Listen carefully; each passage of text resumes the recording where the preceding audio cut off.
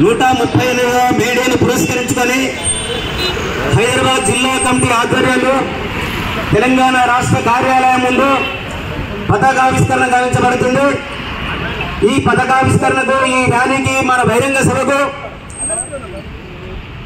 జాతీయ సిపిఐ కార్యదర్శి నారాయణ గారు ఇచ్చేశారు.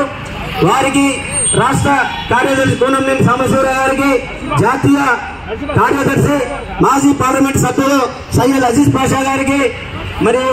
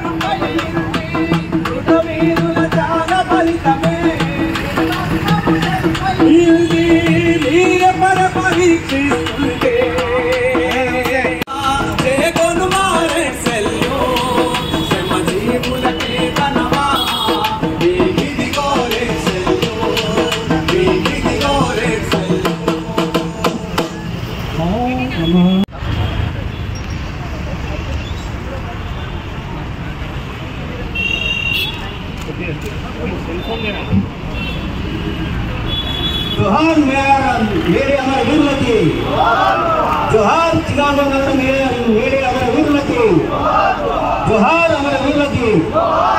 साथी साहब माननीय आशा आगे, साथी साहब माननीय आशा आगे.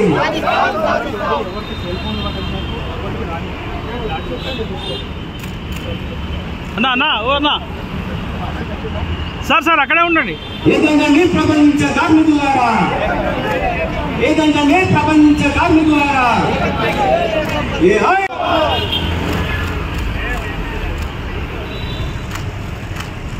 రాము నీ గురించి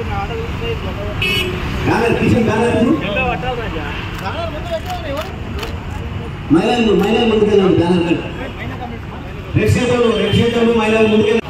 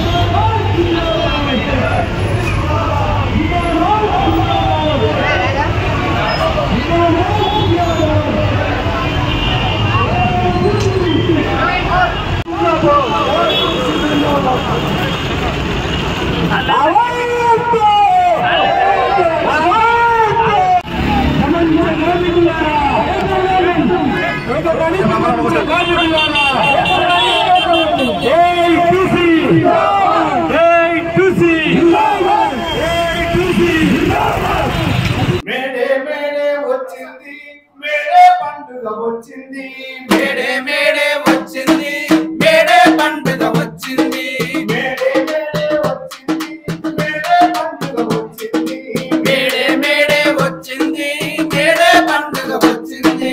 ప్రపంచ కార్మికులారా మీరు ఏకం కంటని పిలిచింది, ప్రపంచ కార్మికులారా మీరు ఏకం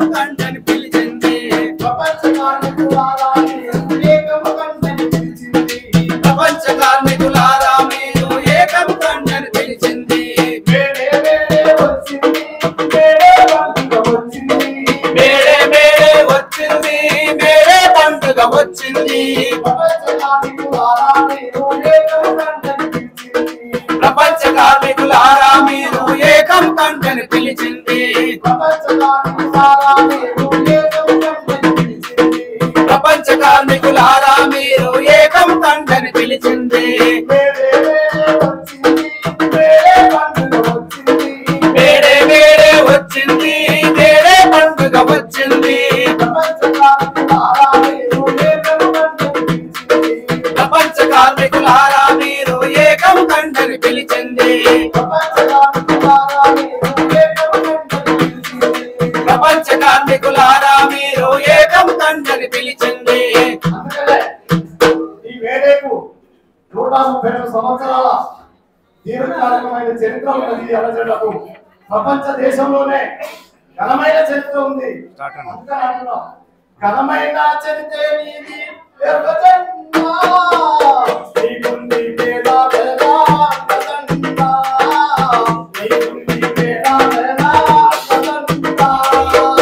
ఘనమైన చరిత్ర నీది ఎర్రజెండా నీకుంది పేద ప్రజల అండదండా నీకుంది పేద ప్రజల అండదండా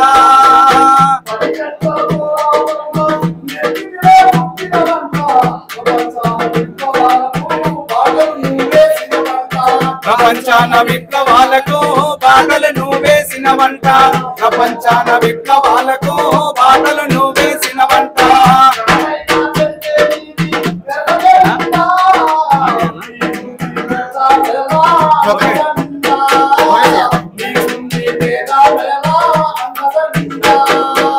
ఘనమైన చరిత్ర నీది ఎర్రజెండా నీకుంది పేద ప్రజల అండదండా నీకుంది పేద ప్రజల అండదండా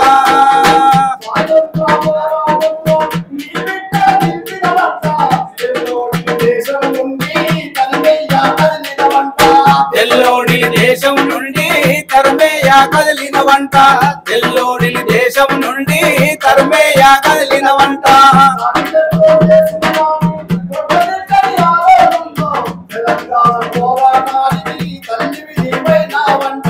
తెలంగాణ పోరాటానికి తల్లి విలువైన వంట తెలంగాణ పోరాటానికి తల్లి విలువైన వంట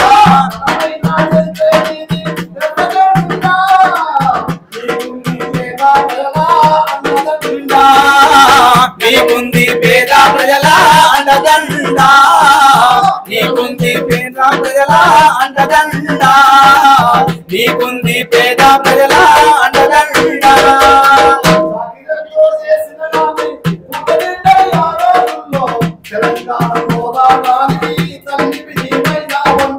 తెలంగాణ పోరాటానికి తల్లివి నీవైన వంట తెలంగాణ పోరాటానికి తల్లివి నీవైన వంట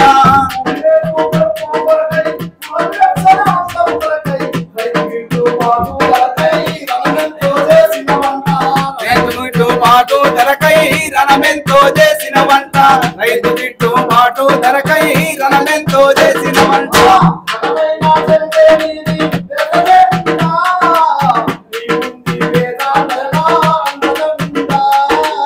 నీకుంది పేద ప్రజల అండదండా నీకుంది పేద ప్రజల అండదండా పేద నీకుంది పేద ప్రజల అండదండా ఏఐటీసీ రాష్ట్ర ఉపాధ్యక్షులు కరుణకుమార్ గారిని ప్రేమ్ పవన్ గారిని వేదికపైకి ఆహ్వానిస్తా ఉన్నాం. అదేవిధంగా ఏఐటీసీ రాష్ట్ర కార్యదర్శి బి వెంకటేశం గారిని వేదికపైకి ఆహ్వానిస్తా ఉన్నాం.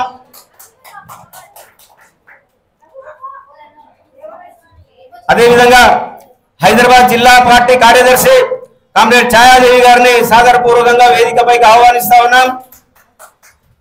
అదేవిధంగా 138వ ప్రపంచ కార్మిక దినోత్సవాన్ని ప్రపంచవ్యాప్తంగా అదేవిధంగా తెలంగాణ రాష్ట్రంలో మరి రాష్ట్ర రాజధాని హైదరాబాద్ నగరంలో నగర నలుమూలల నుండి ఎర్ర జెండాలను ఎగిరేసుకొని హైదరాబాద్ నగరంలో మరి ప్రదర్శన నిర్వహించి మరి మహాసభకు విచ్చేసినటువంటి అధిరత మహారథులకు అందరికీ నమస్కారం తెలియజేస్తా ఉన్నాం కామ్రేడ్స్. ముందుగా తెలంగాణ రాష్ట్ర ఏఐటీసీ ప్రధాన కార్యదర్శి బాలరాజు గారిని ప్రసంగించవలసిందిగా కోరుతా ఉన్నాం. కాంగ్రెస్ నాయకులు మీ అందరికీ కూడా ఏఐటీసీ తెలంగాణ రాష్ట్ర సమితి తరఫున మొట్టమొదటిగా ఈ 138వ మేడే శుభాకాంక్షలు తెలియజేస్తున్నాం. ఈరోజు ప్రధానంగా గత 138 సంవత్సరాల క్రితమే కాదు, అంత ముందుకు 30 సంవత్సరాలుగా కార్మికులు 18 నుంచి 20 గంటలు పనిచేస్తూ వాళ్ళ యొక్క పిల్లల్ని కానీ భార్యని కానీ వాళ్ళు చూసుకోలేని స్థితిలో పనిచేస్తున్నటువంటి కార్మిక వర్గం అంతా కూడా అనేక పోరాటాలు ఉద్యమాలు చేస్తే అణిసివేసిన తర్వాత ఈ 138 సంవత్సరం మేడే 1వ తారీఖు నాడు కార్మిక వర్గం మేమంతా ఈ 18 గంటలు 20 గంటలు పని చేయలేము, 8 గంటల పనిదినం అమలు చేయాలని చెప్పేసి పెద్ద ఎత్తున కూడా సమ్మె నోటీస్ ఇచ్చి ఆ రోజు ఒక పక్క సైరన్లు మోగుతూ కంపెనీలోకి కార్మిక వర్గం రావాలని చెప్పి ఒక పక్క సైరన్లు మోగుతున్న కార్మిక వర్గం రోడ్ల మీదకి వచ్చి పెద్ద ఎత్తున ప్రదర్శన చేస్తే ఆ ప్రదర్శన మీద యజమాన్యాలకు సంబంధించినటువంటి ప్రభుత్వానికి సంబంధించినటువంటి అదేవిధంగా పోలీసులు గుండాలు వారిపైన జరిపినటువంటి కాల్పులలో ఆ రోజు కార్మికులు చనిపోవడం జరిగింది. ఆ చనిపోయినటువంటి కార్మికుల రక్తంలో తడిసి ఎగిరినటువంటిది ఎర్ర జెండా. ఈరోజు మనం వేసుకున్నటువంటిది మన షాల్వా కానీ ఇవన్నీ కూడా దాని యొక్క గుర్తే. గత 138 సంవత్సరాలుగా మరి దేశవ్యాప్తంగానే కాదు ప్రపంచవ్యాప్తంగా ఏ మతం వాళ్ళు ఆ మతాన్ని పండుగ జరుపుకుంటున్నా కానీ ఈ మేడేను మాత్రం ప్రపంచంలోని యావత్తు కార్మిక వర్గం ప్రజలు ఈ మేడేను జరుపుకుంటున్నారంటే ఇది కార్మికుల యొక్క పండుగ. అదేవిధంగా ఈరోజు ఒక దీక్షా దినం. వాస్తవానికి మనము ఈరోజు దేశానికి స్వతంత్రం వచ్చిన ఈ 75 సంవత్సరాల కాలంలో భారతదేశం ఎంత అభివృద్ధి చెందాలో అంత చెందలేదు. కారణం ఏంటంటే ఈ యొక్క పెట్టుబడిదారులకు సంబంధించినటువంటి భూస్వామ్య ఈ వర్గానికి సంబంధించినటువంటి పాలకులు ఉండడం, ఈ కార్మిక వర్గాన్ని ప్రజల్ని రైతుల్ని ఇలాంటి వారిని విస్మరించడం ద్వారా ఎంత అభివృద్ధి చెందాలన్న అంత అభివృద్ధి చెందనందువల్లనే ఈరోజు ఈ యొక్క భారతదేశం వెనుకబడి ఉన్నది. దానిలో భాగంగానే మనం చూస్తున్నాం అనేక పోరాటాలు. అమెరికాలో చికాగో నగరంలో జరిగిన పోరాటమే కాదు, భారతదేశంలో కూడా 1920 అక్టోబర్ 31న ఏఐటీసీ ఏర్పడ్డ తర్వాత పెద్ద ఎత్తున కూడా దేశవ్యాప్తంగా వేలాది కార్మిక సంఘాలను నెలకొల్పి స్థాపించి ఆ కార్మికుల యొక్క హక్కుల కోసం పరిరక్షణ కోసం పోరాటాలు ఉద్యమాలు చేస్తూనే మరొక పక్క ఈ దేశంలో ఆనాడు పరిపాలన చేస్తున్నటువంటి బ్రిటిష్ పాలకులు ఎవరైతే వారు ఈ దేశాన్ని వలస పేరుతోటి వ్యాపారం పేరుతోటి భారతదేశానికి వచ్చి ఇక్కడ వ్యాపారం చేసుకుంటూ భారతదేశాన్ని మొత్తం రవిస్తమించని సామ్రాజ్యాలను కలుపుకొని మన హక్కుల్ని కాలరాస్తున్న సందర్భంలో ఏఐటీసీ మరొక పక్క స్వతంత్రం కావాలని మరొక పక్క కార్మికుల యొక్క హక్కుల్ని పరిరక్షించాలని చెప్పేసి ఏఐటీసీ ఏర్పడ్డది. ఆనాటి నుంచి ఈనాటి వరకు బ్రిటిష్ ప్రభుత్వం మెడలు వంచి కూడా ఆనాడు మనం మొట్టమొదటిగా సాధించుకున్నది ఈ దేశంలో ప్రమాద నష్టపరిహార చట్టం 1923లో వచ్చింది. అదేవిధంగా 1920లో మనం చూసిన ఏర్పడితే 23లో చట్టం వచ్చింది. 26లో ఈరోజు ట్రేడ్ యూనియన్ ఏర్పాటు చేసుకున్నటువంటి సంఘాన్ని కూడా మనం పోరాటం చేయడం ద్వారా ఇదంతా బ్రిటిష్ వారి.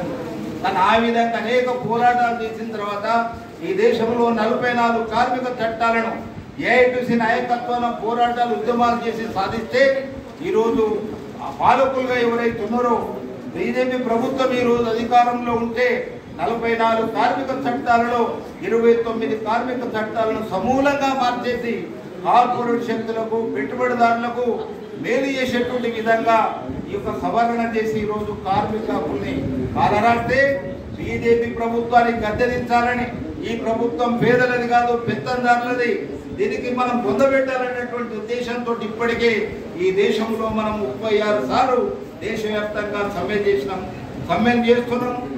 చివరిసారి జరిగిన సమ్మెలో 30 కోట్ల మంది కార్మికులు రోడ్ల మీదకి వచ్చి సమ్మె చేసి బీజేపీ ప్రభుత్వాన్ని దించేయాలి, ఇది కార్మిక వ్యతిరేక ప్రభుత్వం అని చెప్పి మనం పోరాటాలు ఉద్యమాలు చేస్తున్నటువంటి సందర్భం. ఈ మేడే కూడా మనందరికీ ప్రతి సంవత్సరం గుర్తు చేస్తుంది. పోరాటం చేయడం ద్వారానే సాధ్యమవుతుంది. ఆ రోజు వాళ్ళు 8 గంటల పనిదినం కోసం పోరాటం చేస్తే ఈ రోజు బీజేపీ ప్రభుత్వం 8 గంటలను 12 గంటలకు మార్చింది. 12 గంటలు పని చేయాలంటుంది. ఆ విధంగా 12 గంటలు పని చేస్తే మళ్ళీ ఎన్నికటి రోజులు వస్తాయి.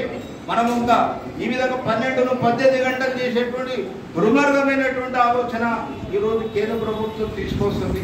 ఇదే సందర్భంలో ఈ ప్రభుత్వం మరి పేద వర్గాన్ని, ప్రజల్ని, కార్మికుల్ని అనేక విధాలుగా మరి ఇబ్బందులకు గురి చేస్తున్నటువంటి బీజేపీ ప్రభుత్వం ఈసారి కూడా ఎన్నికలు జరుగుతున్నాయి.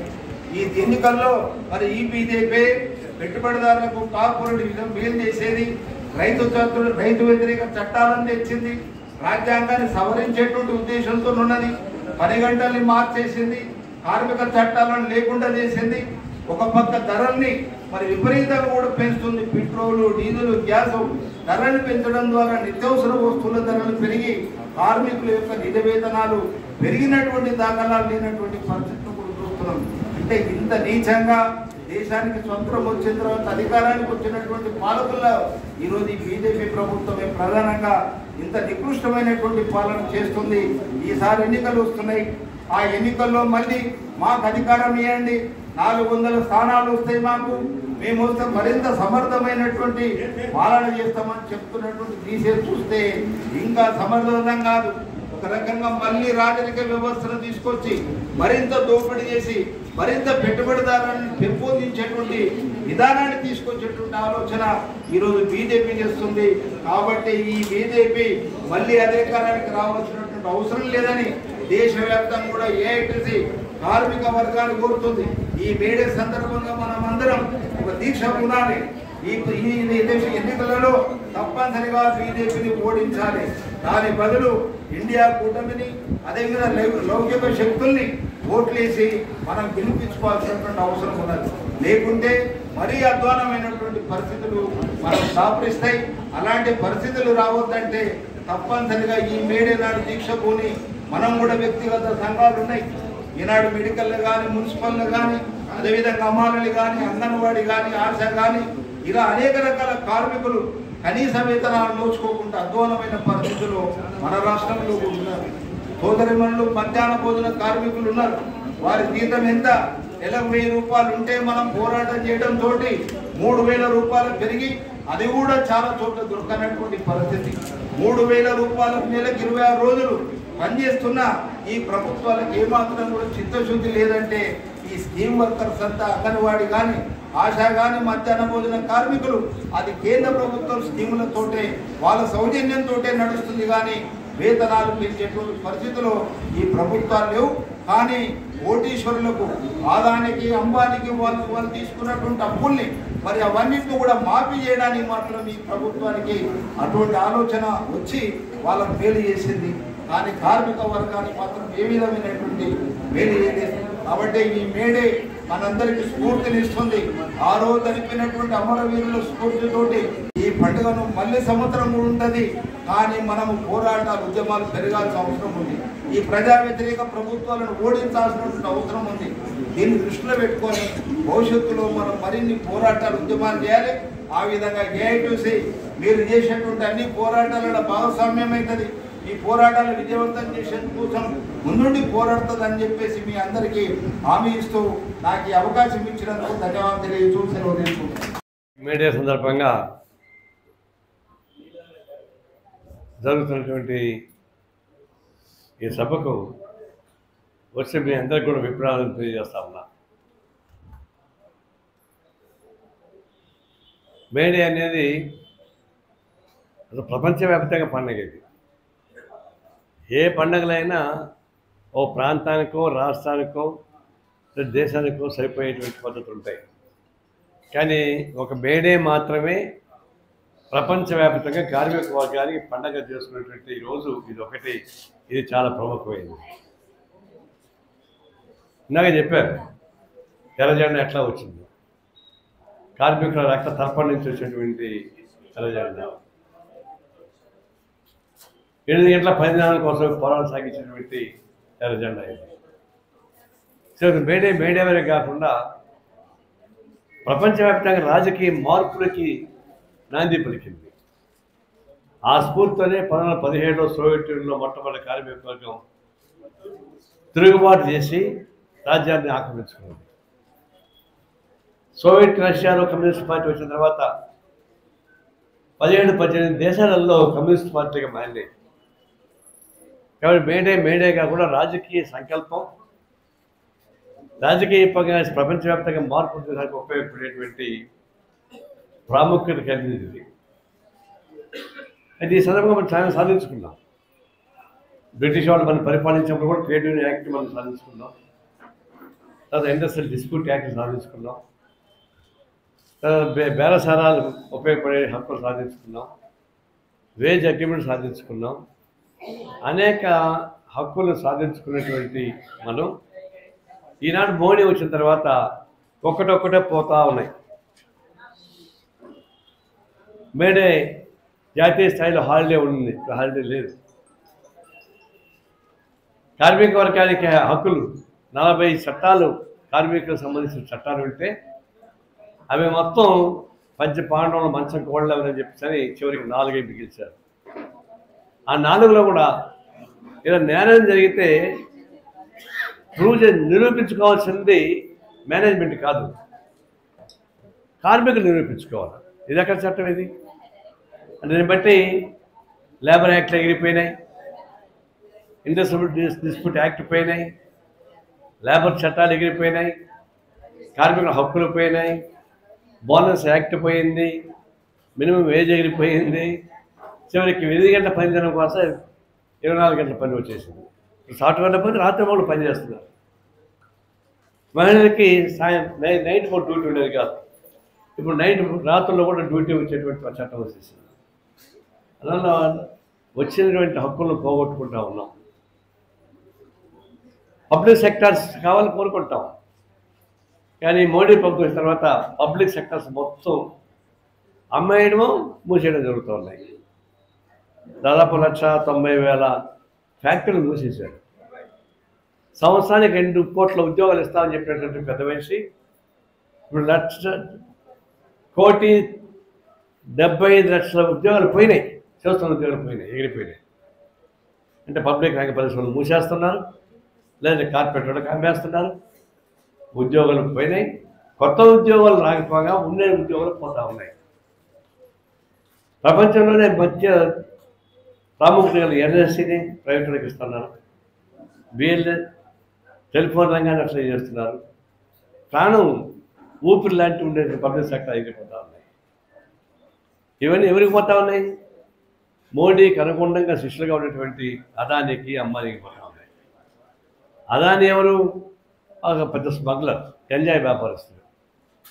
గుజరాత్లో ముఖ్యమంత్రిగా ఉన్నప్పుడు మోడీ ఆయన గంజాయి వ్యాపారం చేసుకునేవాడు. ఆ గంజాయి వ్యాపారం చేసుకుంటూ మోడీకి మిత్రుడైనాడు. ఆయన ఒక ముందర అనేటువంటి ఒక పోర్ట్ పెట్టుకున్నాడు, సముద్ర తీరంలో ఉన్న పోర్ట్. దాని నుంచి స్మగ్లింగ్ చేస్తుంటాడు. ఈ రోజు కూడా ప్రపంచవ్యాప్తంగా స్మగ్లింగ్ ముందర పోర్టే.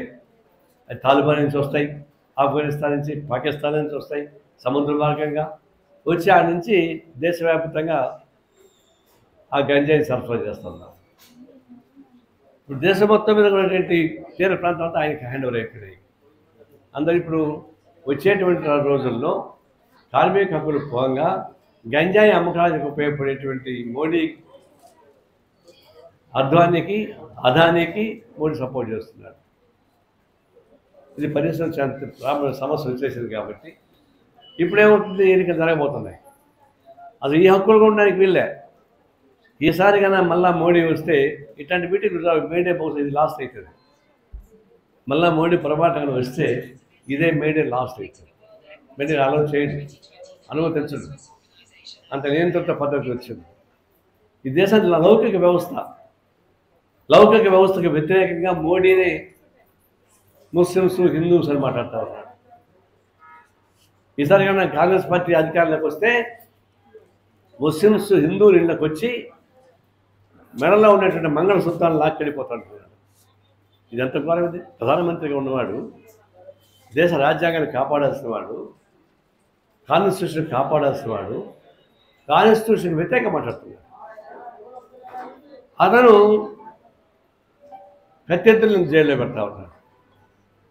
జైల్లో పెట్టాల్సి ఎవరైనా ఉంటే ఈ రాజ్యాంగానికి వ్యతిరేకంగా మాట్లాడుతున్నటువంటి మోడీ, అమిత్ షా దేశద్రోహులు, వాళ్ళపైన కేసు పెట్టాలా? ఈయన వచ్చిన తర్వాత దాదాపు 29 మంది లక్షల కోట్లు ఎగ్గొట్టి బ్రిటన్కి వెళ్ళారు, లండన్కి వెళ్ళారు, కెనడాకి వెళ్ళారు. 29 ఒక్క విజయ మాల్య మాత్రమే బయటవాడు, మిగతంతా గుజరాత్కు ఉండాలి. అందులో 7 మంది మోడీ ఇంటి పేరు జరిగిన వాళ్ళే. అంటే ఈ దేశాన్ని ఆర్థికంగా దోపిడీ చేసి వెళ్ళేటువంటి వాళ్ళల్లో ఒక్క ముస్లిం ఉన్నాడా చెప్పండి? 29 మందిలో ఒక్క ముస్లిం కూడా లేడు. అప్పుడు దేశ ద్రోహులు లేరు, దేశ భక్తులు లేరు. ఎవరి గురించి మాట్లాడుతున్నారు? ఇవన్నీ చూసినప్పుడు మత విద్వేషాన్ని రెచ్చగొట్టడం ద్వారా ఈ భారత మన అధికారాలు ప్రయత్నిస్తున్నారు. అది రాజ్యాంగం ఒప్పుకోవడానికి వీలు లేదు. అందుకనే ఇండియా కూటమి ద్వారా ఈ బీజేపీ ప్రభుత్వం మళ్ళీ తిరిగి రాకుండా ఫైట్ చేసిన అవసరం ఏర్పడతారు. ఇప్పుడేం చేస్తారు కృష్ణాదిపేశలు? మన రాష్ట్ర ముఖ్యమంత్రి రేవంత్ రెడ్డి పైన ఢిల్లీ పోలీసు వచ్చి కేసు పెడతా ఉన్నారు. అదేదో సోషల్ మీడియాలో వచ్చిన సమస్య. అంటే జార్ఖండ్ ముఖ్యమంత్రి ఇప్పుడు జైల్లో పెట్టారు, ఢిల్లీ ముఖ్యమంత్రిని జైల్లో పెట్టారు, ఇప్పుడు రేవంత్ రెడ్డి కూడా జైల్లో పెట్టడానికి ప్రయత్నిస్తున్నారు. ఎందుకంటే వీళ్ళు బీజేపీకి వ్యతిరేకం కాబట్టి. బీజేపీకి వ్యతిరేకంగా మాట్లాడేటువంటి వాళ్ళల్లో జార్ఖండ్ ముఖ్యమంత్రి ఒకడు, ఢిల్లీ ముఖ్యమంత్రి ఒకడు, ఇప్పుడు ఈ ముఖ్యమంత్రి కూడా ఒక రాష్ట్రానికి పరిమితం కాకుండా అన్ని రాష్ట్రాలు తిరుగుతూ ఉన్నాడు. దీనికి ఢిల్లీ పోలీసు వస్తున్నారు. పరమానంద శిష్యుడు సూర్యమోహన్ శెట్టిగా ఢిల్లీ నుంచి ఇక్కడికి వచ్చారు కేసు పెట్టడానికి. కోసం 14 ఈరోజు రమ్మని చెప్పారు. పోకపోతే అరెస్ట్ చేయొచ్చు. అరెస్ట్ చేస్తేనే మంచిది. ఎందుకంటే ముఖ్యమంత్రిని అరెస్ట్ చేస్తే ముఖ్యమంత్రి ప్రతిష్ట పెరుగుతుంది, మోడీ ప్రతిష్ట పడిపోతుంది, డ్రైనేజీకి పోతుంది. లేకపోతే సోషల్ మీడియాలో ఏదో వస్తే దాని నుంచి ముఖ్యమంత్రికి కేసు ఇస్తారా? మరి అటువంటి ఆంధ్రప్రదేశ్ ముఖ్యమంత్రి ఉన్నాడు, దాదాపు 45-50 వేల కోట్ల రూపాయల అవినీతి, 11 రకాల కేసులు, 10 సంవత్సరాల పాటు బెయిల్లో ఉన్నటువంటి వ్యక్తి ఏంటంటే జగన్మోహన్ రెడ్డి. ఆయన ఏంటంటే మోడీ మోకాళ్ళ దగ్గర ఉంటాడు కాబట్టి మోడీకి పాదసేవ చేస్తాడు కాబట్టి ఆయన జైలుకు పోడు, హత్యాన్యాయం జైలుకు పోడు. వాళ్ళ దగ్గర ఉండే వాళ్ళలో వాళ్ళ నేరగాళ్ళు కానీ డకాయిట్లు కానీ మోడీ జిందాబాద్ అంటే వాడికి పళ్ళకి ఇచ్చిపోతాడు పెడతారు. ఎంత నిజాయితీ పనులు కానీ మోడీని వద్దంటే అతను జైల్లో పెడతా ఉన్నారు. ఇది ఒక చెప్పాలంటే మోడీ అనుంగ శిష్యులుగా ఉండేవాడు డకాయిట్లు కావచ్చు, రేపిస్టులు కావచ్చు, వాళ్ళు మాత్రం హాయిగా ఉంటున్నారు, అధికారులు ఉంటున్నారు. మోడీ విధానం వ్యతిరేకించాడు, జైలుకు పోయి సమస్య వస్తూ ఉంది. ప్రజాస్వామ్యాన్ని కాపాడాలంటే ఈ మేడే సందర్భంగా కార్మిక వర్గాలని హక్కులు కాపాడుకోవాలంటే, పబ్లిక్ సెక్టర్ని కాపాడుకోవాలంటే ఈ ప్రభుత్వం పోతే తప్ప మనం కార్మిక హక్కులు కాపాడడం సాధ్యం కాదు. కాబట్టి ఈ సందర్భంగా మనం ప్రయత్నం చేసుకోవాల్సింది రాబోయే రోజుల్లో ఇండియా కూటమిని బలపరచడానికి ఉపయోగపడే ఒక రాజకీయ నిర్ణయం తీసుకోవాల్సిన కొత్త సలహా తీసుకుంటాం. కామ్రేడ్స్ మిత్రులారా, ఇప్పుడే మన బాలరాజు గారు, నారాయణ గారు చాలా విషయాలు చెప్పారు. మేడే సందర్భంలో మనం ఏం చేయాలి? కార్మిక వర్గం వ్యతిరేకంగా ఏం చట్టాలు తీసుకొని వస్తున్నారు, మనం ఈ సమయంలో ఏం చేయాలి? ఎందుకంటే ఎలక్షన్ నడుస్తుంది, ఆల్రెడీ 2 phases అయిపోయింది. ఇప్పుడు ఇంకా రాబోయే ఫేజెస్లో 7 phases ఎట్లా डेमोक्रेसी एट्ला कापाడుకోవాలి ఆ విషయంలో మనం ఆలోచన చేయాలి. तो आज जो हमारे पास जो इलेक्शंस हो रहे हैं या इस समय पे जबकि मई डे हम सेलिब्रेट कर रहे हैं, पूरे 1886 शिकागो में हे मार्केट में जो फायरिंग हुई थी जिसमें कई लोग मर गए 8 आवर्स वर्किंग डे के बारे में, वहाँ पर शुरू हुआ 1886। और अपने पास भारत देश में मद्रास में 1923 से ये मेडे मनाना हम शुरू किए। तो मेडे की हिस्ट्री बहुत पुरानी हिस्ट्री है। ये मेडे की हिस्ट्री के ऊपर आज हम वर्किंग क्लास को अगर कुछ फैसिलिटीज मिल रहे हैं, सुविधा मिल रही है, तो ये अपना वर्किंग क्लास स्पिरिट और ये AITUC का स्पिरिट है जिसको लेकर हम आगे बढ़ रहे हैं। आज हमारे जनरल सेक्रेटरी बालराज साहब ने कहा कैसा ये हमारे जो 40 प्रो लेबर लॉस को ख़त्म करके 4 एंटी लेबर कोड्स लाया गया। स्टेट में 100 लेबर लॉस है, उसको ख़त्म कर दिया गया। अब कोई अन्याय हुआ तो हम कोर्ट को नहीं जा सकते, क्वासी जुडिशियल जगह पे, और उसके साथ साथ जो है ये कंकरेंट लिस्ट में था, स्टेट और सेंट्रल अब नहीं है। और उसके साथ साथ पहले क्या था, तो 100 वर्कर्स अगर है तो उनके लिए कुछ है ना राइट्स है, आपने 300 कर दिया गया। एक के बाद एक जो है ना मोदी गवर्नमेंट हालांकि बोलता है कि मैं झाड़ू देता था, चाय देता था, मगर अपने जो है ना पुरानी हिस्ट्री को भूल गया हो। अब जो किसकी गोद में, वो तो अदानी और अंबानी की गोद में साहब बैठे हुए, उनके इशारों पे काम कर रहे हैं। तो आज हम देख रहे हैं कि पिछले मर्तबा बजट आया, 33% जो है ना मनरेगा जो उपाधि हामिद पथकम, जो देहातों में रहने वाले, गांव खेड़ों में रहने वाले, जिनको 100 दिन जो हमारे सीपीए सीपीएम लेफ्ट पार्टीज मिलके मनमोहन सिंह के जमाने में कानून लाए, उसको जो है एकाएक बजट कट करते जा रहा। इस मरतबा 33% बजट कम किया, 89 करोड़ से 75 करोड़ 660 करोड़ कर। तो हम बोल रहे थे 100 दिन को 200 दिन करना। गांव में जो देहात में रहने वाले वो लोगों को అక్కడ చూస్తే ఏం ఉద్యోగం లేదు బాబు, మీది ఈ ఉద్యోగం గవర్నమెంట్ తరఫున దొరికితే వాళ్ళు కొద్దిగా ఇది ఉంటుంది. సో ఆ విషయంలో మేము 100 రోజు కాదు 200 దినాలు మన ఇది చూపించాలి అంటే ఇది కట్ చేసి ఇప్పుడు 60 రోజు మాత్రమే పెట్టారు. సో 60 दिन 100 से हम 200 करो बोले तो 60 दिन कर दिए, और जो है ना फर्टिलाइजर्स को कम कर दिए, फूड सब्सिडी कम कर दिया, 90,000 करोड़ फूड सब्सिडी में कम कर दिया। एक के बाद एक किसके ऊपर हो रहा है, तो सब गरीब लोगों के ऊपर। फर्टिलाइजर्स को कट करना तो किसानों को, उसने कहा कि मैं आने के बाद किसानों की आमदनी दुगनी हो जाएगी। कहा दुगनी हो रही साहब, देखे तो किसान जो है ना मर रहे हैं, किसान लोग। यही वजह है कि अभी भी उनका एजुटेशन चल रहा। देखा गया तो उन्होंने कहा मैं तुम्हारी आमदनी दुगनी कर दूंगा। दुगनी नहीं है बल्कि रोजाना आत्महत्या करके मर रहे हैं लोग। ओनली सारे हिंदुस्तान भर में देखे तो मिनिमम सपोर्ट प्राइस ओनली 34% के हद तक है। 100% होना बल्कि वो बोल रहे हैं ओनली 34% लोगों को मिल रहा है। तो ये पूरा सरासर अन्याय है जो हुकूमत जो है ना किसानों के बारे में, मजदूरों के बारे में और पिछड़े हुए जो लोग हैं उनके बारे में जो कर रहे हैं।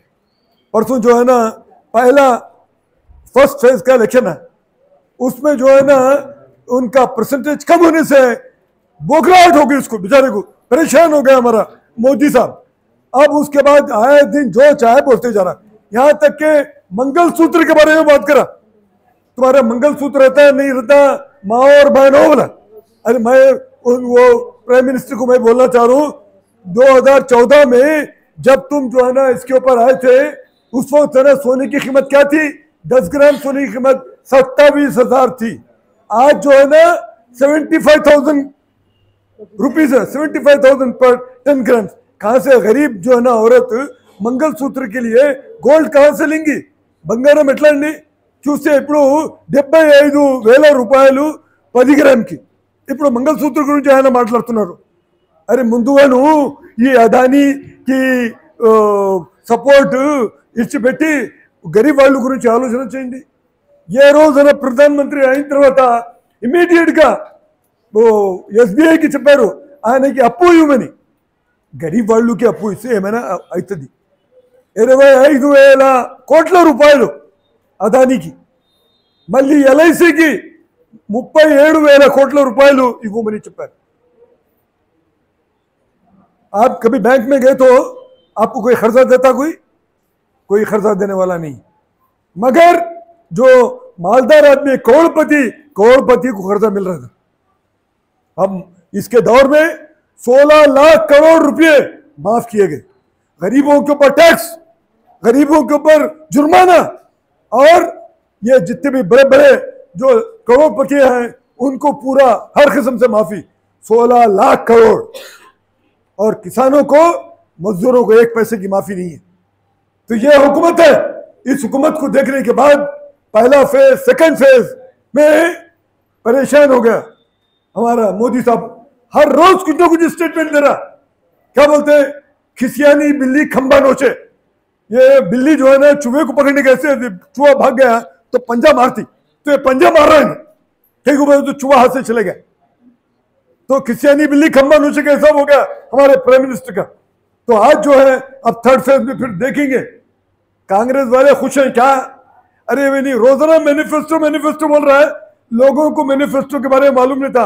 अब हमारी ऑफिस पे क्यों लगी, अरे आपका मैनिफेस्टो दो, सब लोग मैनिफेस्टो कांग्रेस का पढ़ रहे हैं, एक एक वर्ड पढ़ रहे हैं, इन्हीं बहुत सा बात सही है क्या बोल के, उस जरिए से इनका मैनिफेस्टो बिक रहा। ज्यादा लोग मैनिफेस्टो पढ़ रहे हैं, पढ़ने दो, मालूम होता है इन्हें जो बोल रहा है झूठ बोल रहा है सच बोल रहा है। अगर झूठ में मुकाबला हुआ, ओलंपिक प्लेयर बन जाता है हमारा मोदी साहब, पूरा वर्ल्ड में नंबर 1 झूठा, उसके पूरा बयान देंगे तो अब तक मैं कम से कम 50 झूठ बोला तो मैं उसको लिख के दे सकता हूं। तो झूठ पे झूठ बोलना, पब्लिक को वो क्या समझ रहा है, क्या पब्लिक को उतनी अक्ल नहीं है, हमारे पास उतनी नॉलेज नहीं है। आजकल जो है ना एजुकेशन बढ़ गया, आज का बच्चा जो है ना हर चीज को समझता है। तो आप जो है ना ऊट पटांग बातें बोल के लोगों को भटकाने की कोशिश कर रहे हैं। तो खैर कल क्या होगा आप खुद देखेंगे कि इंडिया ब्लॉक का जो ये है स्ट्रेंथ है, ये आज जो है ना कॉन्स्टिट्यूशन रहेगा नहीं रहेगा, अगर ये आ गया तो कॉन्स्टिट्यूशन बोल रहा हूँ नहीं, समझ गया, नहीं कॉन्स्टिट्यूशन अम्बेडकर साहब भी नहीं बदल सकते, बोल के अम्बेडकर साहब बदले या नहीं बदले, 400 पार बोलने के साथ ही वो किसी हालत से इसको जो है ना कॉन्स्टिट्यूशन को पार कर देंगे। तो इसलिए हमको चौकन्ना रहना है कि अगर ये सरकार रहेंगी तो वर्किंग क्लास के ऊपर हमले पे हमला होगा, किसानों पे हमले पे हमला होगा, वापस क्लास जो जितने भी ये लोग हैं मेहनत करने वाले तमाम लोग जो है ना मुसीबत में रहेंगे। तो इसलिए आज हमको निर्णय करना पड़ेगा। इससे पहले एआईटीयूसी तमाम जितने भी लेफ्ट ऑर्गेनाइजेशंस और कांग्रेस के साथ मिलके 2 मरतबा ऑल इंडिया स्ट्राइक करी, 2 दिन की स्ट्राइक करी, खबरदार बोल के उसको, मगर फिर भी अभी अकल नहीं आई। कब अकल आएंगी? जब ये 7 फेज इलेक्शंस में वर्किंग क्लास मिलके उसको अपना ये बता देगी कि तुम्हारा हैसियत क्या है, तो वो एंटी वर्किंग क्लास करने वाला दुनिया में कोई रूलर टिक नहीं सका, तो इंडिया में उन्हें कैसे टिक सकता है।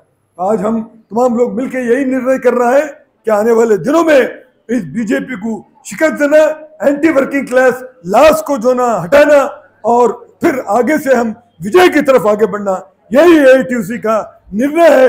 इस निर्णय को लेकर आगे बढ़िए। बहुत बहुत शुक्रिया, धन्यवाद। 138వ మేడేని మనం జరుపుకుంటా ఉన్నాం।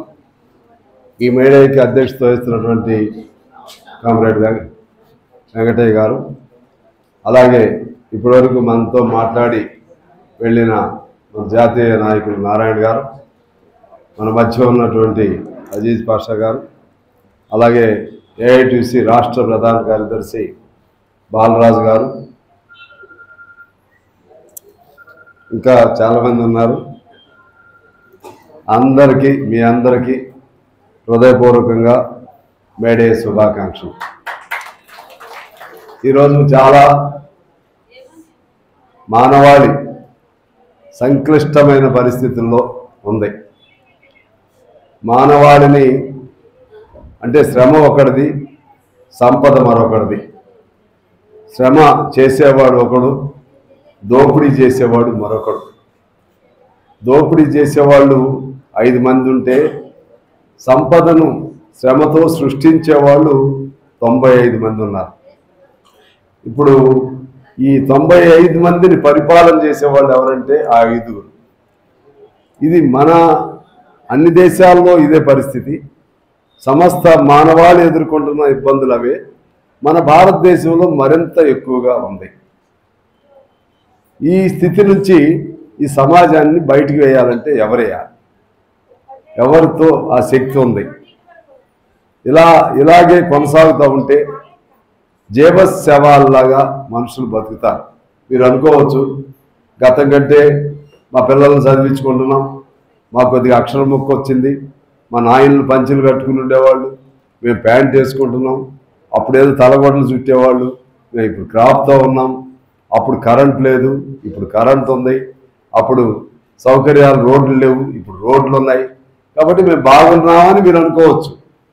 ఆ బాగు అంతా మన బాగు కాదు. బానిసలకు కూడా తిండి పెడతారు పని చేయించడం కోసం. ఆ రోజుల్లో రాజులు ఉండేవాళ్ళు, ఫ్యూడల్ రాజులు, క్రూరమైన రాజులు. బానిస కాలంలో బానిసలకి పని చేయాలంటే వాడు బతకాలి కదా. వాడు బతకాలంటే వాడికి తిండి పెట్టాలి. వాడు తిండి పెట్టి ఆ బానిసలతో పని చేయించుకునే విధానాన్ని బానిస విధానం అంటారు. ఇవాళ అంతకంటే భయంకరమైనటువంటి బానిస విధానం ఇవాళ ప్రపంచవ్యాప్తంగా, ప్రత్యేకించి భారతదేశంలో ఆ బానిస విధానం నడుస్తూ ఉంది. అందుకని మనం చూసి మనం మురిసిపోకండి, మేము చాలా బాగున్నాం అని. ఏమి చాలా బాగున్నట్టు నేను అడుగుతా ఉన్నాను. మీకు పెద్ద జబ్బులు వస్తే, జబ్బులు ఇప్పుడు నాకు ఇందాక నుంచి ఎన్ని ఫోన్స్ తెలుసా, అన్ని అటెండ్ అవుతున్నా. ఒకవైపు ఏమో 10 లక్షల వరకు ఉచిత వైద్యం అని చెప్తుంది ప్రభుత్వం. వీళ్ళదేమో హాస్పిటల్ లోపలికే రానిట్లేదు. ఇప్పుడు యశోద హాస్పిటల్లో ఇంకేమో నిమ్స్ లాంటివి వచ్చినాయి, వాళ్ళు ఏదో బిల్లు లేదు కొంతమేరకు ఇస్తామని. అంటే మనిషికి శ్రమ మనది, సంపద మనది, కానీ నీకు జబ్బు పడితే చూపెట్టుకోవడానికి వైద్య సౌకర్యాలు లేవు. నువ్వు కడుపు నిండా పౌష్టికాహారం తినడానికి తిండి లేదు. మనం తినే తిండి మనం చాలా గొప్పది అనుకుంటూ ఉంటాం. కానీ వైద్య వాళ్ళ పరిభాషలో, వాళ్ళు చెప్పే పరిభాషలో మనం పౌష్టికాహారం కాదు మనం తినేది, బతకడం కోసం తింటా ఉన్నాం. ఇప్పుడు 5 రూపాయలకి అమ్ముతూ ఉంటారు ప్యాకెట్, చూడండి 5 రూపాయలకి అమ్ముతూ ఉంటారు కదా. చాలా మంది ఆడికి వెళ్ళి ఆ పాకెట్స్ కొనుక్కుని తింటూ ఉంటారు. తప్పులేదు, నేనేమి తప్పని అంటలేదు. అంటే అందులో కొంత సబ్సిడీ ఉండొచ్చు. కానీ ఇంకో అదే పరిస్థితుల్లో మీరు ఒక కాస్ట్లీ హోటల్కి వెళ్ళండి. ఆ హోటల్లో ఒక ప్లేట్ భోజనం 500 ఉంటుంది, 1000 రూపాయలు కూడా ప్లేట్ భోజనాలు ఉంటాయి. అక్కడికి పెద్ద తేడాది కాదు. అంటే విలాసవంతమైనటువంటి జీవితాలు కొంతమంది అనుభవిస్తుంటే అత్యంత దమనీయమైనటువంటి కడు పేదరిక స్థితిని అనుభవించే వాళ్ళు మరెంతో మంది ఉన్నారు. అందువల్ల మనం తినే తిండి లెక్క కాదు, మనం వేసుకునే బట్టలు కాదు, మనం చదివించే చదువులు కాదు. మనం చదివించే చదువులు ఆ పోటీ పడి చదివే వాళ్ళ ముందు ఎందుకు పనికి రావు. అందుకనే మన పిల్లల్లో ఎవరో కొద్దిమంది కష్టపడి బాగా చదివి ఐఏఎస్లు, ఐపీఎస్లు ఎక్కడో ఒకళ్ళు మెరుపు మెరిచినట్లుగా ఉండొచ్చేమో, కానీ ఓవరాల్ చూస్తే ఆ పరిస్థితి ఉంది. ఇదంతా ఎందుకు చెప్పుకుంటూ పోతున్నానంటే, ఎక్కడ రావాలి మార్పు. మార్క్స్ కలవగా అన్నాడు, ఏనాటికైనా సరే కమ్యూనిజమే మార్గం అని.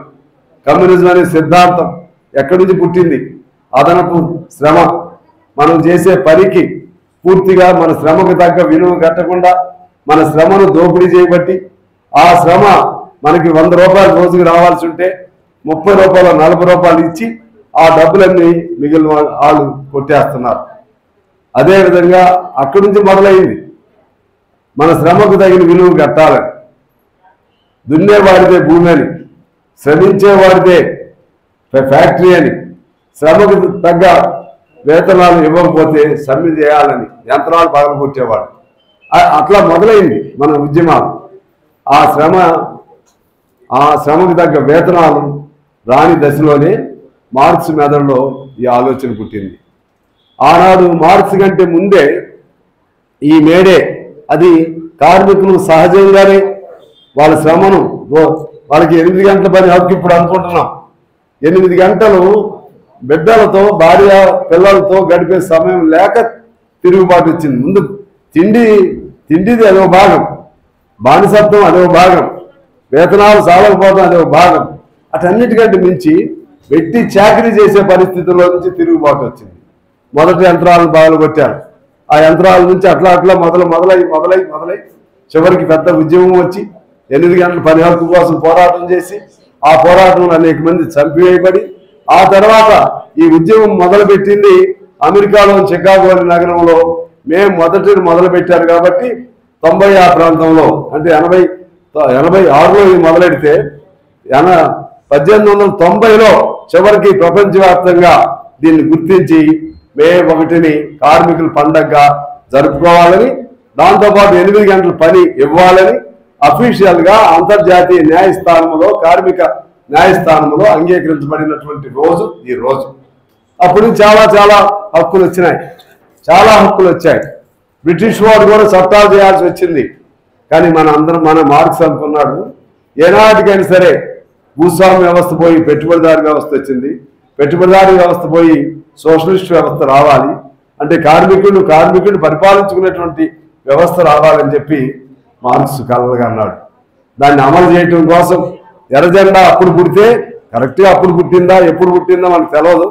కానీ మన అందరం ఒక నమ్మకం ఏంటంటే ఆనాడు చికాగో పోరాటంలో అసువులు బాస్తూ రక్తాన్ని స్రవించినటువంటి ఆ కార్మికుల రక్తంతో నుంచి తడిచిన జెండానే ఎర్ర జెండా అనే ఒక నానుడి, ఒక పరిభాష ప్రపంచవ్యాప్తంగా వచ్చింది.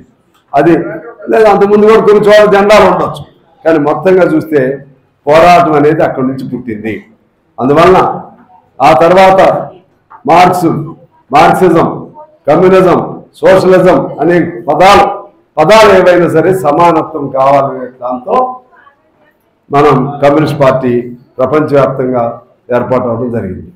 అంటే ఇవాళ ఏం జరుగుతుంది, ఎక్కువ సమయం తీసుకొని నేను ఇవాళ ఏం జరుగుతుంది, ఏ సమానత్వం కోసం, ఏ అదనపు విలువ కోసం ఆనాడు ప్రాణాలు కోల్పోయి ఎర్రజెండా పుట్టిందో ఇప్పుడు అంతకంటే ఎక్కువ శ్రమ దోపిడీ జరుగుతుంది. అంతకంటే ఎక్కువ శ్రమ దోపిడీ ద్వారా అదనపు విలువ అనేది మనకు రాకపోగా ఇంకా వాళ్ళు దోచేస్తున్నారు. మీకు ఒకటే నేను ఉదాహరణ చెప్తా.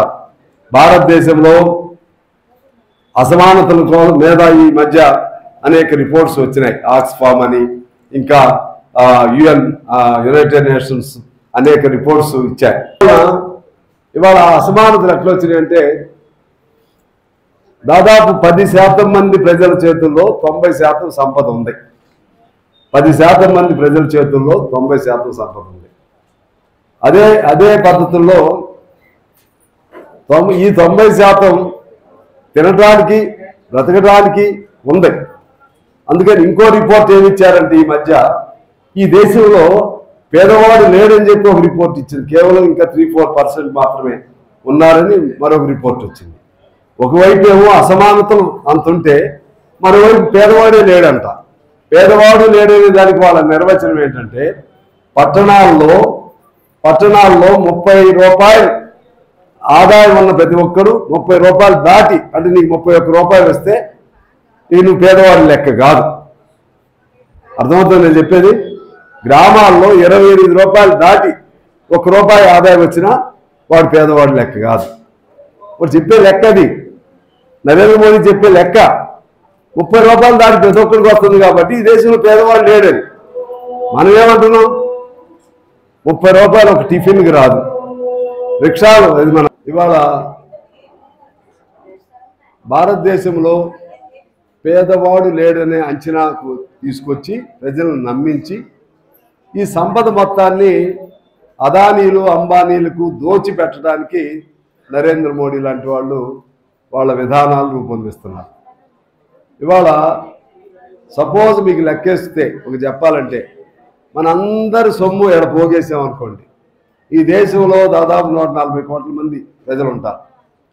మనందరం మనకున్న రూపాయో 2 రూపాయలు ఇల్లు లేకపోతే ఇంకేదన్నా ఉంటే దాని విలువలు అన్ని కలేసి ఇక్కడ వేస్తే అందులో 90% 10 మంది చేతుల్లోకి వెళ్ళిపోయింది. మొత్తం పోగేస్తే మన చేతుల్లో ఎంత ఉంటుంది? 10% మిగిలిన 140 కోట్ల మంది చేతుల్లో ఉంటుంది. అంటే లెక్కల్లో యాక్యురేట్గా కాకపోయినా ఇది జరుగుతున్న పరిణామం. అంత అసమానతలు ఈ దేశంలో వచ్చినాయి. మరి మనం ఏం చేస్తున్నాం? మన పెద్దలు ఏం చేశారు? ఎర్ర జెండా ఎందుకు పుట్టింది? ఎర్ర జెండా దేనిలోంచి పుట్టింది?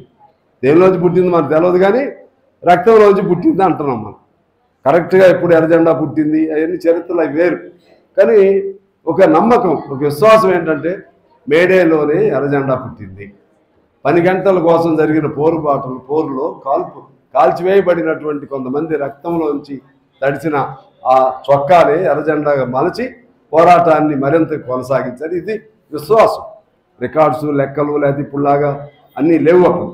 కానీ ఇది విశ్వాసం. ఆ విశ్వాసంతో కూడినటువంటి ఆ పోరాటం దాన్ని కొనసాగిస్తున్న ఈ తరుణంలో ఇంతటి అసమానతలు జరుగుతూ ఉంటే కార్మిక వర్గ పాత్ర ఏమిటి, మనం ఏం చేస్తున్నాం? మీకు మున్సిపాలిటీ వాళ్ళు ఉన్నారు, మా వెంకటయ్య వాళ్ళు ఉన్నారు.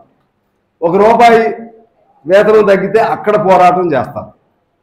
లేదా అంగన్వాడీ వాళ్ళు ఉన్నారు, ₹4 పెంచండి అని అక్కడ పోరాటం చేస్తారు. అమాలీలు ఉన్నారు, సేట్ల మీద దెబ్బలాడతారు, ₹4 పెంచండి అని. వ్యవసాయ కూలీలు ఉన్నారు, వ్యవసాయ కూలీలు ఇప్పుడు వ్యవసాయం లేదు, కూలీ లేదు, రైతు లేడు. అసలు ఎవడు రైతో తెలియదు, ఎవరు వ్యవసాయ కూలీయో తెలియని పరిస్థితి వచ్చింది. అయినా అక్కడ మీకు మధ్య అదేదో ఉంది, మన ఎన్ఆర్ఈజిఎస్ 100 రోజుల పని, ₹1 పెంచండి అని ఆడు గొడవ చేస్తారు. కానీ ఇవన్నీ పెంచకపోవటానికి కారణం ఎవరు? ఇంకా పూర్వం ఆ అమాయక కాలంలోనే యంత్రాలు ఎదురు కనపడ్డాయి. ఈ యంత్రాల వల్ల కదా మన బతుకులు ఆగమైపోయిందని ఆ కోపం అంతా తీర్చుకునే క్రమంలో ఆ యంత్రాలు పగలగొట్టారు. మరి ఇప్పుడు మనం ఏం చేస్తున్నాం? ఇప్పుడు మనకి ఎవరి మీద కోపం రావాలి? ఎవరి మీద కోపం రావాలి? నీకు ₹1 పెన్షన్ సేటు మీద నీకు కోపం రావాలా? ₹1 పెన్షన్ ఈజీఎస్ అంటే 100 రోజుల పనిలో అని మీకు తెలియదు. 100 రోజుల పని అది పల్లెటూరు ఆడది. లేకపోతే ఇక్కడ ఉన్నటువంటి అంగన్వాడీ ఉద్యోగస్తులు ఉన్నారు, ఎవరి మీద మీ కోపం? ఓకే, ప్రభుత్వం మీద వస్తుంది కోపం. వచ్చిన కోపాన్ని ఎప్పుడు మళ్ళా సరైన సమయంలో ఆ కోపాన్ని మనం వ్యక్తం చేస్తున్నాం. ఎప్పుడు వ్యక్తం చేస్తున్నాం? వ్యక్తం చేసే సమయం ఏది? వ్యక్తం చేసే సమయం ఏదంటే ఎన్నికలు. ఎన్నికల్లో మన పాత్ర ఏమిటి? ఎన్నికల్లో మన పాత్ర ఏమిటి? దేశంలో కొన్ని కోట్ల మంది కష్టజీవులు ఉన్నారు. కోట్ల మంది కాదు, కొన్ని కోట్ల మంది కాదు, దాదాపు లెక్కల్లో చూస్తేనే అసంఘటిత రంగంలోనే 60 నుంచి 70 కోట్ల మంది కష్టంతో బతికే వాళ్ళు ఉన్నారు. 60 నుంచి 70 కోట్ల మంది. మరి మనం అందరం తలుచుకుని మన కోసం నిలబడేది ఎర్ర జెండా. నేను అంటున్నా, ఎప్పుడైనా మీరు రోడ్డు మీద తీసుకోండి, ఏ పేదారి కోసం పోరాటం చేయాలంటే ఎర్ర జెండా చేస్తుందా, 3 రంగుల జెండా చేస్తుందా, కాషాయం జెండా చేస్తుందా, ఏ జెండా చేస్తుంది చెప్పండి? ఎర్ర జెండా కదా. మీరు సినిమాలు చూస్తారు కదా, సినిమాల్లో కూడా ఎన్టీ రామారావు కూడా సినిమా తీశాడు, చండ శాసనుడేదో సినిమా. అందులో కూడా కాబట్టి కామ్రేడ్స్ అనుకుంటే ఎర్ర జెండా తీసుకొస్తాడు. ఇంకోటి ఎవరో ఉంటాడు, మన మాదాల రంగారావు నారాయణమూర్తి మన మనవాళ్ళేనే, మన జాతి. అది కృష్ణ సినిమా తీస్తాడు, కృష్ణ కూడా ఎర్ర జెండా తీసుకొస్తాడు. అంటే పోరాటం వచ్చినప్పుడు, పేదవాడి కష్టం వచ్చినప్పుడు, లేకపోతే పేదవాడికి కోపం వచ్చినప్పుడు తిరుగుబాటు చేయాలంటే మనకు కనపడే జెండా, మన చేతిలో ఉండే జెండా ఎర్ర జెండా ఉంటే ఆ నిమిషంలో పోరాటం చేస్తాం. కానీ మొత్తం దీర్ఘకాలిక పోరాటంలో ఎక్కడున్నాం మనం? ఆ నిమిషం పోరాటం చేస్తాం, ఆ యంత్రాలు పగలు కొట్టినట్లుగా. కానీ అసలు పోరాటం ఎక్కడంటే రాజకీయ పోరాటంలో మనం లేము. ఎన్నికల పోరాటంలో మన పాత్ర ఏంటో తెలియదు. ఇంత దశలో ఉన్న మనకి ఒక్క పార్లమెంట్ స్థానం పోటీ చేయలేమా? ఒక్క పార్లమెంట్ స్థానం ఎందుకు చేయలేని దశ వచ్చింది? అసెంబ్లీ ఉంటే ఒక్క అసెంబ్లీ స్థానానికి సంతృప్తి పడాలా? ఎందుకు ఆ పరిస్థితి వచ్చింది అంటే మన పేదవాళ్ళే మన ఎర్ర జెండాకు ఓట్లు వేయినటువంటి దుర్దశ వాళ్ళు వచ్చింది. పేదవాళ్ళు మీరు గుండె మీద చేసుకుని చెప్పండి, మీ దగ్గర ఎర్ర జెండా పోటీ పెడితే మీరంటే మీరది కాదు, పేదవాళ్ళుగా వాళ్ళ తరఫున మీరు ఆలోచించే చెప్పండి. ఒక చోట మనం ఎమ్మెల్యేగా పోటీ పెడితే ఎమ్మెల్యేగా డబ్బులు ఇవ్వలేము మనం, కమ్యూనిస్ట్ పార్టీ. డబ్బులు లేదే ఎలక్షన్ లేవు. డబ్బులు ఉండేవాడు వాడు గోండా అయినా, లేకపోతే వాడు లపంగి అయినా, ఇంకెవడైనా, ఎటువంటి వాడైనా వాడిని కొట్టి వీడిని కొట్టి డబ్బులు తీసుకొచ్చి రోజుకో పార్టీ మారి, అనేక పార్టీలు మారి వాడు పోటీ చేస్తే వాడిని చూడరు, వాడి వెనక డబ్బుని చూస్తారు. మరి మనకి డబ్బు లేదు, మనం గెలవలేదు. మన పార్టీ సభ్యులు కూడా మనకు ఓట్లు వేయరు. ఇదా పరిస్థితి? ఇట్లా ఉంటే ఈ దేశం బాగుపడిద్దా? ఈ ప్రపంచం బాగుపడిద్దా? జెండాలు ఎత్తుకోవాలి. ఇక జెండాలు ఎత్తుకోవడానికి కూడా జనం దొరకరు మీకు. మన జీవితాలు ఎలా ఆగమైపోతాయి. ఇదంతా కాసేపు ఉత్సాహంగా మేడే జిందాబాద్ అని చెప్పుకోవడానికి ఎక్కువ కాలం జనం కూడా దొరకరు. మేడే జిందాబాద్ అని నినాదాలు ఇవ్వడానికి కూడా జనం దొరకరు. చివరికి మన జెండా పట్టుకుని సంఘం పెట్టుకోవడానికి కూడా ఇప్పుడు హక్కులు లేకుండా చేస్తున్నారు. సంఘం పెడితే ఉద్యోగాలను తీసేస్తున్నారు. అటువంటి పరిస్థితి వచ్చేసింది. ఇప్పుడు పూర్వం బ్రిటిష్ వాడే సంఘం పెట్టుకోవడానికి సమ్మె చేయడానికి మనకు హక్కు ఇచ్చాడు. కానీ ఇవాళ హక్కులు లేవు, తీసేస్తున్నారు ఉదాహరణ ఒకటి. అందువల్ల నేను మిమ్మల్ని కోరేది ఒకటే, రాజకీయంగా చైతన్యంగా ఆలోచన చేయమని నేను కోరుతున్నాను. ఎర్ర జెండా నుంచి పొల్లైన పోటీ పెట్టినా సరే కార్మికుడు అనుకునేవాడు ఎర్ర జెండాకే ఓటు వేయాలి తప్పితే మరి ఎవరికి ఓటు వేయటానికి వీల్లేదు. వాడు మీకు తెలిసిన వాడైనా తెలవని వాడైనా సరే, వాడు ఎవరైనా సరే, ఎర్ర జెండా అంటే నీ రక్తం, అది నీలో ఉన్నటువంటి నీ హృదయం, అది నీ తల్లి ఎర్ర జెండా, నీ తండ్రి ఎర్ర జెండా. ఎర్ర జెండా లేకపోతే ఈనాటికి కూడా మరలా పేదవాడి తరపున పోట్లాడే గొంతుక లేదు, పేదవాడి తరపున అడిగే గొంతుక లేదు. అందువలన ఎర్ర జెండా, ఎక్కడ ఎర్ర జెండా ఉంటే అక్కడ మనం ఉండాలి. సరే, ఈ ఎర్ర జెండాలన్నీ ఇప్పుడు విడిపోయి ఉన్నాయి, అది ఒక భాగం. కానీ ఆ జెండా అయిన ఈ జెండా అయిన ఎరుపు జెండా అంటే పేదవాడి జెండా, కార్మికుడి జెండా. అందువల్ల ఆ రాజకీయ చైతన్యం రావాలని నేను మిమ్మల్ని అందరినీ కోరుతా ఉన్నాను. ఆ రాజకీయ చైతన్యం రాదా, ఇక ఎప్పుడు ఇదేరా పరిస్థితి అంటే నిరాశ కూడా వద్దు, నిరాశ కూడా వద్దు. ఎప్పుడో ఒకసారి ఏదో ఒక సందర్భంలో అంతిమంగా కాలం ఎటు పయనిస్తుందంటే, నీళ్లు ఎటు పయనిస్తాయంటే నీళ్లు పల్లానికే పయనిస్తాయి. కాలం ఎటు పయనిస్తుందంటే అంతిమంగా న్యాయం వైపే కాలం పయనిస్తుంది. అంతిమంగా గెలిచేది ఎవరయ్యా అంటే నీతి గెలుస్తుంది, నిజాయితీ గెలుస్తుంది, కార్మిక కష్టం గెలుస్తుంది, చివరికి కార్మికుడే గెలుస్తాడు. ఆ విశ్వాసంతో మనం నడవాలి. ఆ విశ్వాసం పోయేది ఏముంది, ఏం పోయింది? ఇప్పుడు కమ్యూనిస్ట్ పార్టీలో ఉంటే నీకు పోయేది ఏమిటి? పోతే సంఖ్యలు పోతాయి, వస్తే మన రాజ్యం మనకు వస్తుంది. కొంపలేమని మునిగినాయా? కమ్యూనిస్ట్ పార్టీలో ఉంటే మిమ్మల్ని గతంలో లాగా లోపలేసి ఊరేస్తున్నారా? లేకపోతే చేతులకు బేడీలు వేసి లేకపోతే కొరడాలతో కొడుతున్నారా? ఏం చేస్తున్నారు? ఏమీ కాదు. భయం అనేది గుండెల్లో ఉంటే నువ్వు కమ్యూనిస్టువే కాదు.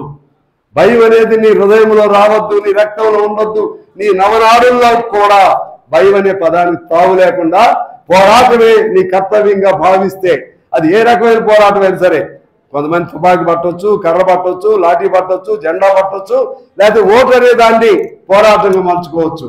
అంతిమంగా మాత్రం ఓటు పోరాటంలో మనం గెలవాలి. విశ్వాసంతో మీరు ముందుకు నడవమని నేను కోరుతున్నా. ఇప్పుడే నేను తెలుసుకున్నా, ఆ పక్షి ఫీనిక్స్ పక్షి.